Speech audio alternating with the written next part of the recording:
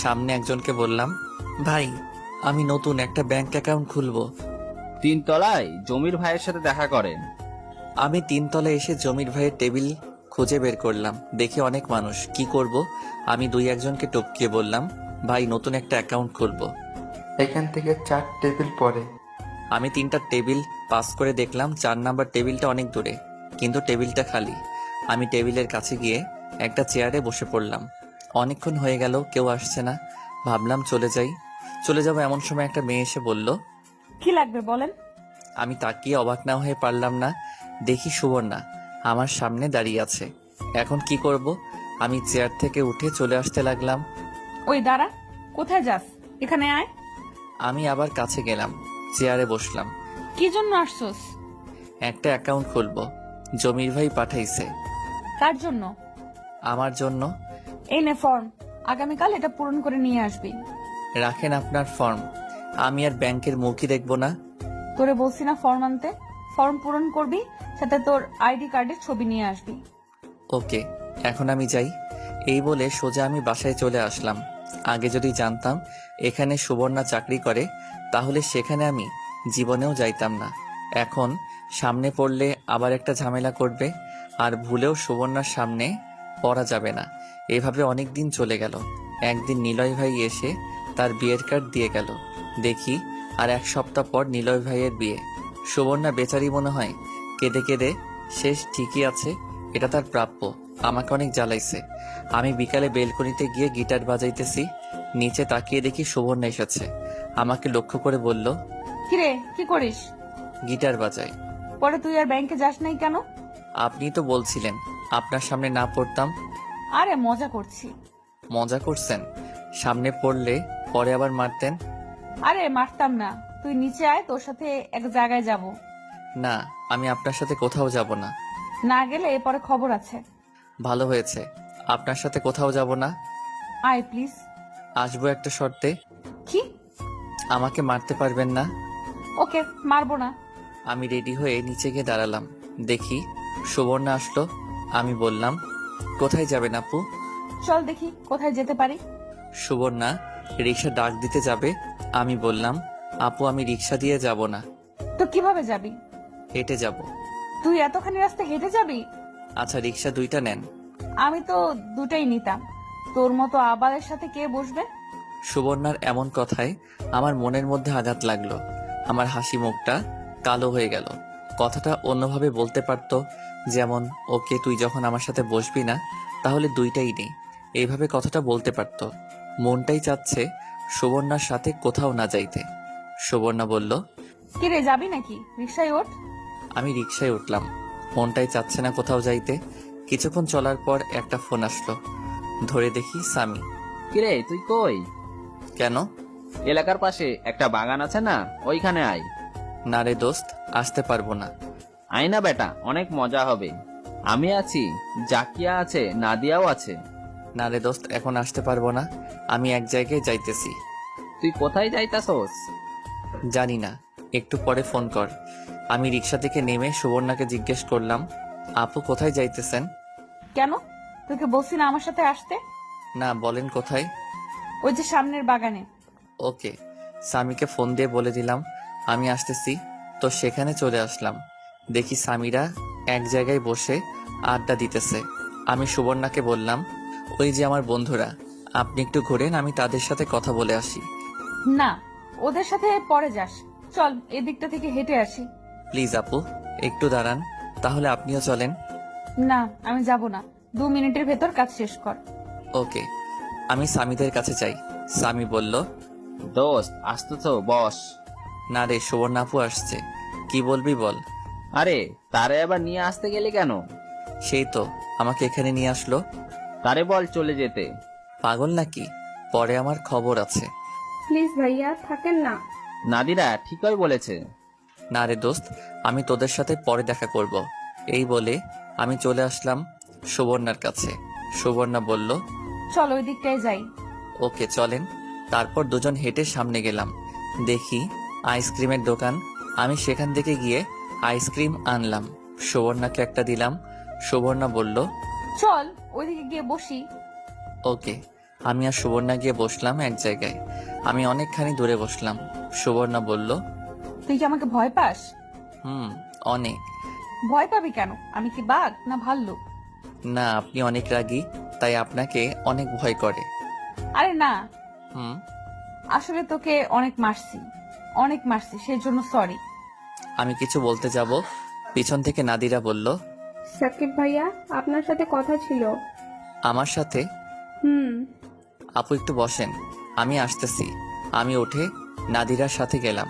কি বলবা বলো? আপনাকে অনেক আগেই বলতে যাচ্ছিলাম এই কথাটা, কিন্তু সাহস হচ্ছিল না। বলেন। আমার আপনাকে ভালো লাগে। আমি এমন কথা শুনে আমি অবাক হয়ে যাই। এই পর্যন্ত আমাকে কেউ বললো না আমাকে ভালো লাগে কিংবা আমাকে পছন্দ করে। আজ এমন কথা শুনে সত্যি অবাক লাগছে, আর নিজেকে সত্যি ভাগ্যবান মনে হচ্ছে। নাদিরা খুব সুন্দরী। আমি মনে মনে এমন একটা মেয়ে চাচ্ছিলাম। আমি বললাম, ভালো। এই প্রথমবার এমন কথা শুনে ভালো লাগছে। প্লিজ আপনার নাম্বারটা দেন। মোবাইল দিয়ে বলল। আমি মোবাইলের মধ্যে আমার নাম্বার দিয়ে দিলাম। প্লিজ কল ধরেন। ওকে। তাহলে আমি যাই। সাবধানে যাইও। আপনিও। নাদিরা চলে গেল। এতক্ষণ সুবর্ণার কথা মনেই ছিল না। চেয়ে দেখি সুবর্ণা বসে আছে। আমি গিয়ে বললাম, আপু চলেন বাড়ি যাই। ওই মেয়েটা কি বলছে? আপু চলেন বাড়ি যাই। ওই মেয়েটা কি বলছে?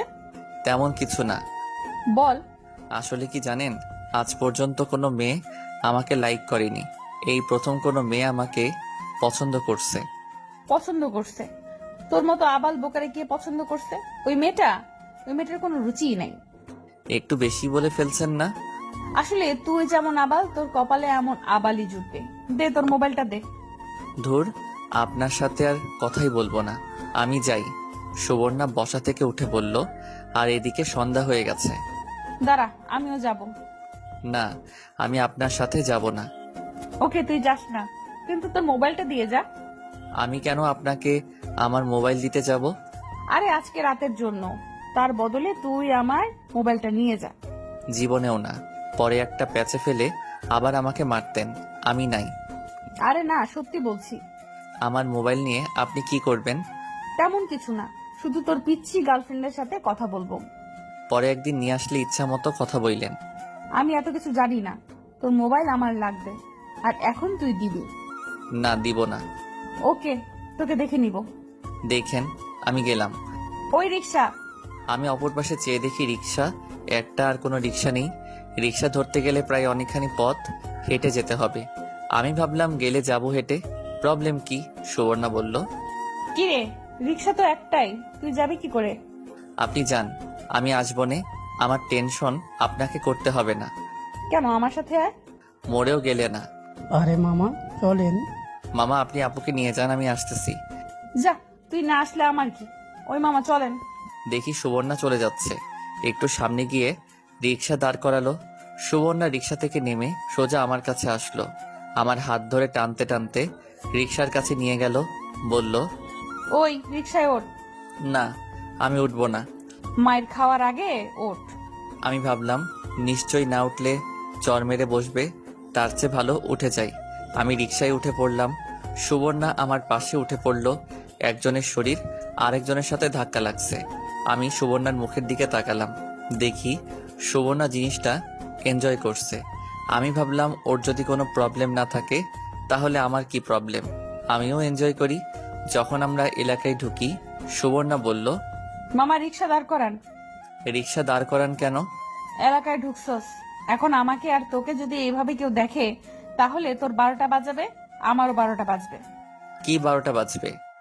ইস ন্যাকা, যেন কিছুই বোঝে না। নাম রিক্সা থেকে, আরেকটা রিক্সা নিয়ে আয়। আমি নেমে আরেক রিক্সা নিয়ে বাড়িতে আসলাম। এসে পড়াতে বসলাম। সামনে পরীক্ষা। সবসময় রেজাল্ট খুব ভালো হয় না, মোটামুটি হয়। আর অপেক্ষা করতে লাগলাম কোন সময় নাদিরা ফোন দেয়। সুবর্ণার সাথে আজকে একসাথে এক রিক্সায় বসলাম। এখানে আমার কোনো দোষ ছিল না, বিপদে পড়ে এমন হয়েছে। আমার তেমন কোনো ইচ্ছাই ছিল না। আমি পড়াতে মন দিলাম। কে জানি দরজায় কলিং দিল। মা গিয়ে দরজা খুলল। সুবর্ণার মনটা একটু ভালো না। আর কয়েকদিন পর নিলয়ের বিয়ে।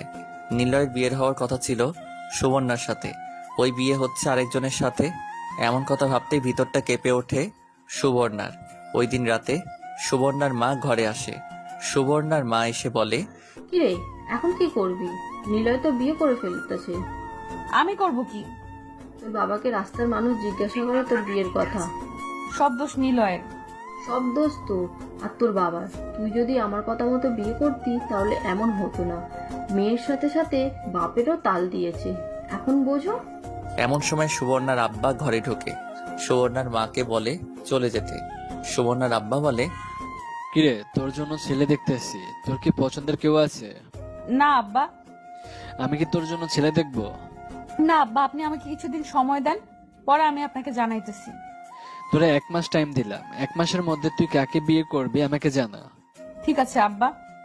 1 মাস পর আমি যাকে বলবো তাকেই বিয়ে করতে হবে। ঠিক আছে আব্বা। এই বলে শোভনের বাবা চলে গেল। এখন শোভনা পাগলের মতো ছুটতেছে, কিন্তু কাউকেই পাচ্ছে না। একটা সময় ছিল শোভনার জন্য কত ছেলে পাগল ছিল। নীলয়ের মুখের দিকে তাকিয়ে সবাইকে ইগনোর করছিল, কিন্তু সেই নীলয় কুত্তার বাচ্চা এখন অন্য কাউকে বিয়ে করতেছে। শোভনা একজনকে পেয়েছে, সেটা আর কেউ না, সেটা হলো সাব্বির। সাব্বিরকে যদি ভালো করে দেখে তাহলে সাব্বির ভদ্র, হ্যান্ডসাম, সব দিক থেকেই পারফেক্ট। সমস্যা একটা, সেটা হলো বয়সে ছোট। কিন্তু সে কি শোভনাকে ভালোবাসবে? তো কোনো মতে বিয়ে করতে পারলেই হবে। ভালোবাসবে না তার কাছ থেকে ভালোবাসা আদায় করবে। এখন কাজ শুধু সাব্বিরকে লাইনে আনা। আজকে ঠিক করলো সাব্বিরকে নিয়ে কোথাও ঘুরতে যাবে। সেখানে গিয়ে দেখে একটা মেয়ে এসে সাব্বিরকে ভালোবাসে। এই মেয়েকে বিচার করতে হবে। তাই বলছিল সাব্বিরকে ফোনটা দিতে, কিন্তু সাব্বির তো দিবেই না। আর সুবর্ণ নাচরবান্দা রাতে গিয়ে সাব্বিরের বাসায় নক করলো। 2 বার নক করার পর সাব্বিরের মা এসে দরজা খুলে দিল। সুবর্ণা বলল, আন্টি আসসালামু আলাইকুম, কেমন আছেন? ওয়ালাইকুম আসসালাম। তুমি জানো কে? মনে পড়ছে, তুমি সুবর্ণা। জি আন্টি, আমি সুবর্ণা। ভিতরে এসো মা। সুবর্ণা ভেতরে গেল, দেখে সাব্বিরের মা রান্না করছে। সুবর্ণা বলল, আন্টি মরিয়ম কোথায়? ওই রুমে। সুবর্ণা প্রথমে মরিয়মের রুমে গেল। মরিয়ম সুবর্ণাকে দেখে দৌড়ে এসে জড়িয়ে ধরলো। সুবর্ণা আপু, তুমি আসছো? আমি তো বিশ্বাসই করতে পারছি না। তুমি কেমন আছো? জি আপু, অনেক ভালো। দেখি তুমি কি করতেছো। মরিয়ম সুবর্ণাকে অনেকগুলা ফুল দেখালো, যেগুলো মরিয়ম নিজের হাতে বানিয়েছিল। তারপর কিছু বই দেখালো, যেগুলো সে পড়ছিল। আরো অনেক কিছু দেখালো। শেষমেশ কিছু পরীক্ষার কিছু সাজেশন নিয়ে সুবর্ণা মরিয়মের রুম থেকে এসে সাব্বিরের মার কাছে এসে দেখে সাব্বিরের মা রান্না করছে। সুবর্ণা কি সাব্বিরের মাকে হেল্প করতে লাগলো। আরে কি করতেছো? দাও আমি করি। আন্টি, নুডলস আমি খুব ভালো রান্না করতে পারি। আরে তুমি করতে যাবে কেন?